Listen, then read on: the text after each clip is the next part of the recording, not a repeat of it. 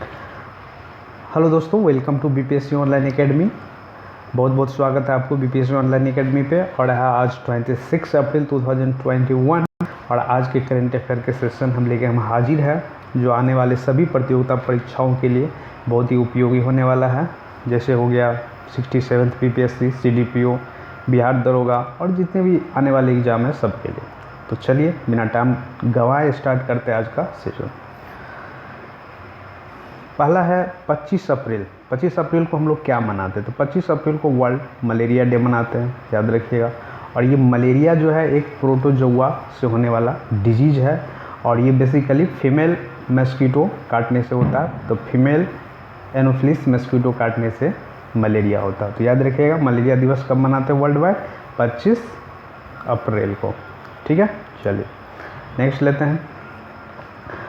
World intellectual property day, विश्व बौद्धिक संपदा दिवस कब मनाते हैं? तो ये भी 26 अप्रैल को हम लोग मनाते हैं, world intellectual property day. Basically ये पेटेंट राइट जो उसको प्रोटेक्ट करता है, ठीक है, और उसको मतलब कि लोगों में जागरूक बढ़ाता है कि वो हमारे लिए कितना महत्वपूर्ण है। कॉपीराइट, ट्रेडमार्क, ठीक है, ये सब। और इस बार 2021 का जो world intellectual property right day का जो थीम था, intellectual property and small business taking big idea to market. मतलब छोटे छोटे बिजनेस को एक बड़े प्लेटफॉर्म प्रदान करने की बात कहा है वर्ल्ड इंटेलेक्चुअल प्रॉपर्टी, ये 2021 जो डे मनाया है उस पर। तो याद रखिएगा ये क्या करता है? पेटेंट राइट को प्रोटेक्ट करता है। जैसे अगर बात करें हम लोग, जैसे इको मार्क किससे? इन्वायरमेंट से रिलेटेड है। और एग मार्क किससे? खाने वाले प्रोडक्ट से। तो ये सब पेटेंट राइट हुआ, इसको क्या करते हैं? प्रोटेक्ट करता है। ठीक है, चलिए नेक्स्ट है कौन सा अंतर्राष्ट्रीय संगठन ग्लोबल जेंडर गैप रिपोर्ट जारी करता है? Which international organisation release the global gender gap report?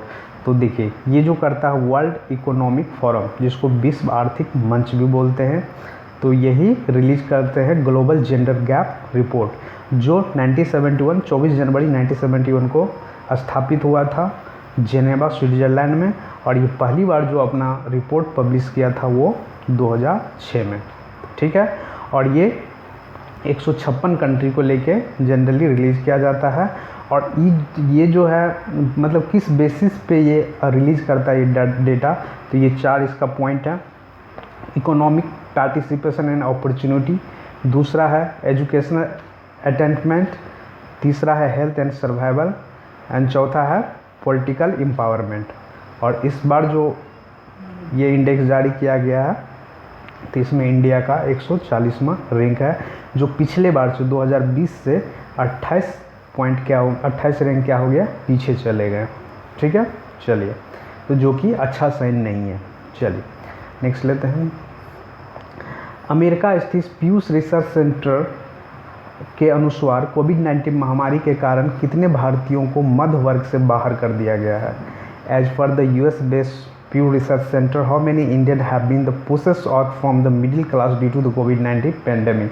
मतलब कहने का मतलब इनका ये है, कोविड-19 के चलते जो लोग गरीबी की तरफ गए हैं उसमें कितने, मतलब भारत की बात हो रही है, तो मतलब कितने भारतीयों को मध्य वर्ग परिवार से वो गरीबी में चले गए? तो वो लगभग 3.2 करोड़ या 32 मिलियन लोग हैं जो मध्य वर्ग से कहाँ चले गए? गरीबी के तरफ चले गए।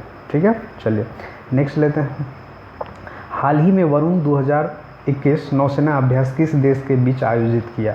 Recently Varuna 2021 naval exercise was organise between the which country? मतलब अब तो ये तो क्लियर हो गया, वरुण जो एक्सरसाइज हो क्या नेवल का एक्सरसाइज है, और अभी कहाँ पे ये किया गया? अरेबियन सी में ये किया गया, इंडिया और किसके साथ? फ्रांस के साथ। और ये जो था 19वां एडिशन का एक्सरसाइज था। ठीक है, वरुण 2021 कहाँ पे मनाया गया, कहाँ पे इस कंडक्ट कराया गया? अरेबियन सी में। कब से कब? 25 से 27 अप्रैल 2021 के। और अभी वर्तमान में जो हमारे नेवल चीफ है वो एडमायरल करमबीर सिंह। ठीक है, तो याद रखिएगा अभी वरुणा 2021 जो अभी नेवल एक्सरसाइज हुआ कहाँ पे हुआ, अरबियन सी में, किसके बीच, इंडिया और फ्रांस के बीच। ठीक है, चलिए नेक्स्ट। भारत के 48वें मुख्य न्यायाधीश के रूप में शपथ दिलाई गई, मतलब किसे दिलाई गई? Who has been sworn in the 48 chief justice of India? अभी हाल ही में हाजी NV रमन्ना साहब। अब देखिए NV रमन्ना का नाम क्या है पूरा, तो नुथालपट्टी वेंकट रमन। ठीक है, और ये 26 अगस्त 2022 तक मतलब ये पद पे बने रहेंगे, चीफ जस्टिस ऑफ इंडिया के पद पे।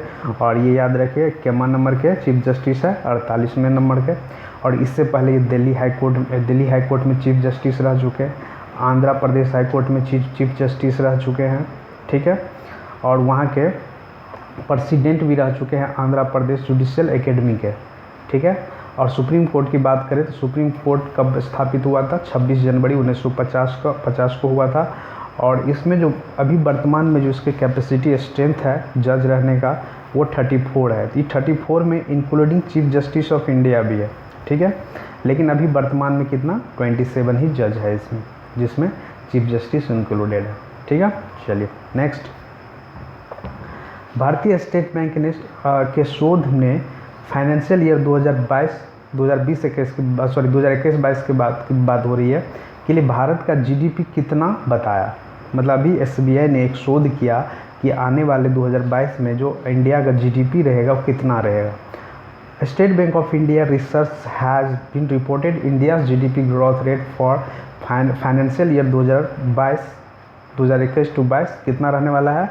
तो 10.4 मतलब 10.4% रहने वाला है, जो पहले 11% इसका एस्टिमेट था, जो कोविड-19 के चलते फिर से इन्होंने कंडक्ट किया तो घट गया उससे, तो 10.4 रहने का अनुमान है। ठीक है, स्टेट बैंक ऑफ इंडिया की बात करें तो स्टेट बैंक ऑफ इंडिया जो है 1955 में, जुलाई 1955 में नेशनलाइज हुआ था अंडर द SBI एक्ट 1955 के तहत। और अभी जो चेयरमैन है SBI के दिनेश कुमार खाड़ा। ठीक है, दिनेश कुमार खाड़ा। चलिए नेक्स्ट। अप्रैल 26 अंतर्राष्ट्रीय चेरनोबिल आपदा स्मरण दिवस। ठीक है, 26 अप्रैल को हम क्या मनाते हैं? अब देखिए क्यों मनाते हैं। यूक्रेन में एक बहुत ही डिजास्टर हुआ था, वहाँ पे न्यूक्लियर पावर प्लांट फट गया था 1986 में।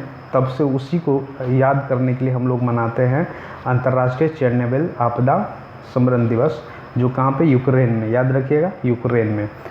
ठीक है, और ये 2016 में जब इसका 30 ईयर हो गया था, 30 साल, तो वहाँ से हम लोग इसको मनाना स्टार्ट किए। और ये बहुत ही भयानक डिजास्टर था, कहाँ के? तो यूक्रेन के। ठीक है, चलिए नेक्स्ट। हाल ही में किस देश के प्रधानमंत्री ने भारत की एक योजनाबद्ध यात्रा रद्द कर दी है? Recently which countries PM cancel the plan to trip India. अब देखिए UK, तो ये देश है UK का जो अभी PM है जिनका नाम है बोरिस जॉनसन, जो इंडिया आने वाला था, नेक्स्ट वीक आने वाला था, जो कोविड-19 के चलते इनको क्या करना पड़ा? कैंसिल करना पड़ा यात्रा। ठीक है, तो याद रखिएगा कहाँ के? UK के। और कौन आने वाले थे? Boris Johnson. क्यों ये कैंसिल कर दिए? कोविड-19 के चलते, जो इंडिया का भी हाल है, बहुत ही बुरा हाल है, जिसके चलते उन्होंने अपनी यात्रा रद्द कर दी। ठीक है, चलिए नेक्स्ट है इफ़को कहाँ ऑक्सीजन का प्लांट लगाने जा रहा है। मतलब अभी इफ़को जो है अभी ऑक्सीजन प्लांट लगाने की बात कर रही है, ये कहाँ पे? Where is the IFFCO going to set up oxygen plant? तो ये उत्तर प्रदेश के फूलपुर में अपना प्लांट लगाने वाला है। इफ़को है क्या?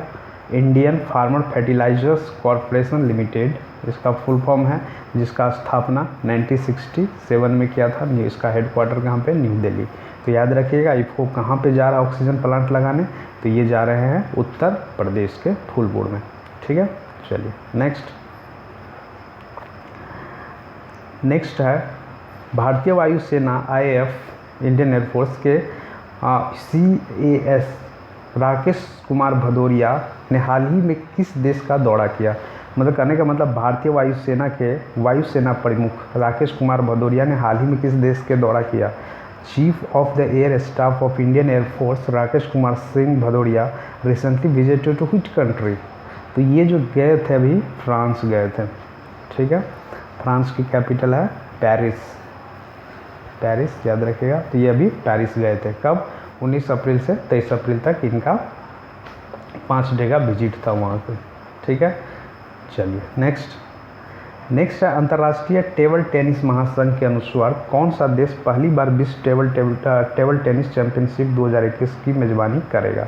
तो देखिए ये देश है हमारे यूएसए, और ऐसा ये होस्ट करने वाला पहला ऐसा देश बन गया। According to International Table Tennis Federation which country will host the world table tennis champion 2021 for the first time?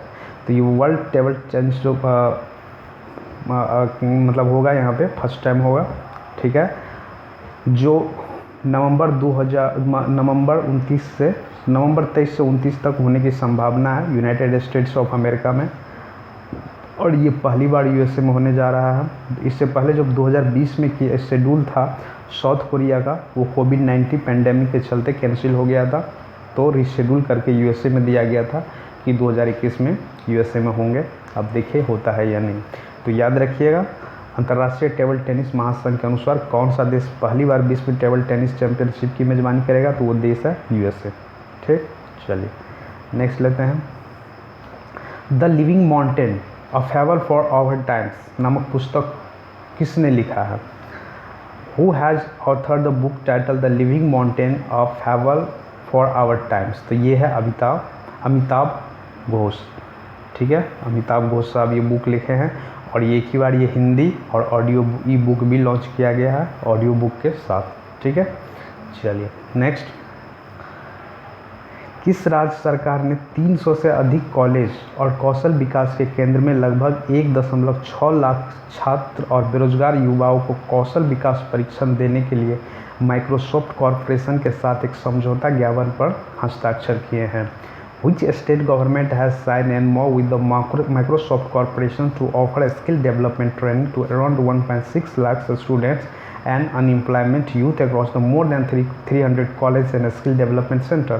तो ये जो है अभी आंध्र प्रदेश साइन किए माइक्रोसॉफ्ट के पास, मतलब कहीं ना कहीं ये स्किल डेवलपमेंट का ट्रेनिंग देने की बात कर रही है, जिसमें 1.6 लाख स्टूडेंट और 300 कॉलेज से ज़्यादा इसमें पार्टिसिपेट करेंगे, और ये माइक्रोसॉफ्ट करवाने वाली है ताकि लोग को आराम से जॉब मिल सके, ठीक है।